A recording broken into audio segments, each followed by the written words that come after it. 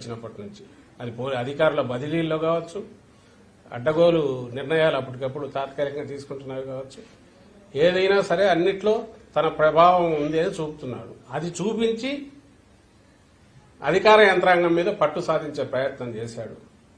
అవన్నీ కూడా ఇక్కడికి వచ్చేసరికి పాచికలేమి పారవు. అది ఏదైనా ఉంటే సైకలాజికల్ గానో మానసికంగానో ఆయన నమ్ముకున్న వాళ్ళకు కొంత టెంపరీ ఆనందాన్ని ఇస్తుంది. లేదా అధికారులు కొంతమంది భయపడి ఎందుకైనా మంచిది వీళ్ళు చెప్పినట్టు ఉంటే బెటర్ కదా అని వాళ్ళ చెప్పినట్టు ఫాలో అయ్యే అవకాశాలు ఏమి ఉంటాయేమో కానీ యాక్చువల్ ఓటింగ్ దీనికైతే దాని ఇంపాక్ట్ క్రియేట్ చేయదు. కానీ ఆయన నేచర్ ఏది ఉందో అది ఈసారి కూడా చూపించాడు చంద్రబాబు నాయుడు. బీజేపీతో పొత్తు పెట్టుకోవడం, పొత్తు పెట్టుకున్నాక తర్వాత ఇమ్మీడియట్ ఎన్నికల కమిషన్ మీద తన పట్టు బిగించడం, ఎన్నికల కమిషన్ కూడా అలాగే ఆయన ఎలాంటి ప్రెజర్ తెచ్చినా వాటన్నిటికీ తలొగ్గడం కూడా ఈసారి ప్రత్యేకంగా కనిపిస్తోంది. బహుశా వాళ్ళ నేషనల్ స్ట్రాటజీ బీజేపీ నేషనల్ దీనిలో పార్ట్గా సౌత్ లో 4 సీట్లు ఎక్కువ వచ్చినట్టు చూపించుకునే ప్రయత్నంలో భాగంగా ఈ సైకలాజికల్ ఇది క్రియేట్ చేశారేమో అని అనిపిస్తుంది. సోషల్ మీడియాలో కొంతమంది రెచ్చగొట్టే వ్యాఖ్యలు చేస్తున్నారు. మీ పార్టీ కార్యకర్తలకు రేపటి కోసం ఎలాంటి సూచనలు? ఏం చేయగలరు? వాళ్ళు ఏం చేస్తారు?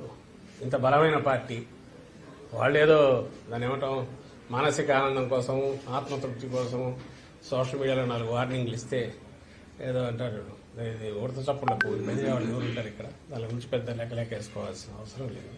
బట్ ఓవరాల్ నేనైతే వీఆర్ వెరీ కంఫర్టబుల్. మళ్ళీ చెప్తున్నాం, బ్రహ్మాండమైన మెజార్టీతో రేపు మళ్ళీ జగన్మోహన్ రెడ్డి గారు రెండోసారి ప్రమాణ స్వీకారం చేయబోతున్నారు అనుకున్నట్టు.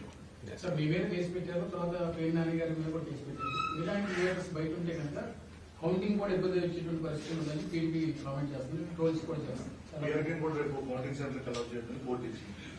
అవును, అదేదో కోర్టు ఇచ్చింది. కోర్టు డెసిషన్ దాని ప్రకారం పోవాల్సి వస్తుంది. మాకు సంబంధించిన వాడు కేసు పెట్టి చంద్రబాబు నాయుడు మీద మా వాళ్ళు కేసు పెట్టారు. అవేముంది కేసులు, దాని కేసులు నడుస్తుంటాయి. ఈ ప్రాసెస్ ఏది చేసినా నేననేది అసలు విషయం ఏదైతే పోలింగ్ ఏదైతే ఉందో అది అయిపోయింది. కౌంటింగ్కు రేపటికి వస్తున్నాము. ఏదైనా రేపు మధ్యాహ్నానికి తేలిపోతుంది, రిజల్ట్ తేలిపోతుంది. ఒకవేళ గతంలో మేము ప్రతిపక్షంలో ఉన్నప్పుడు ఎట్లా బిహేవ్ చేశాము, వ్యవహరించాము, అధికారంలో ఉన్నప్పుడు కూడా అలాగే వ్యవహరించాము.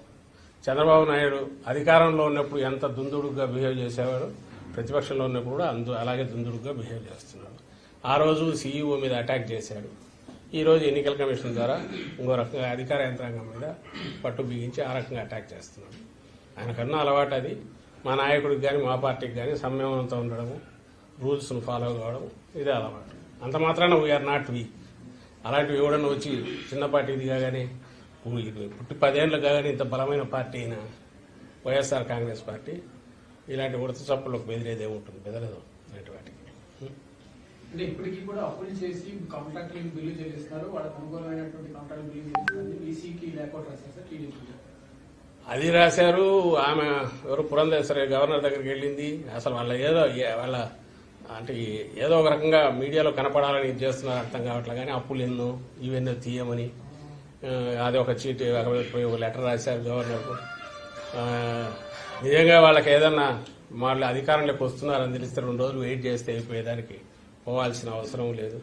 ఏదో ఒక హడావుడి చేయాలి అనేది ఒకటి వాళ్ళకి కనపడుతుంది. ఆ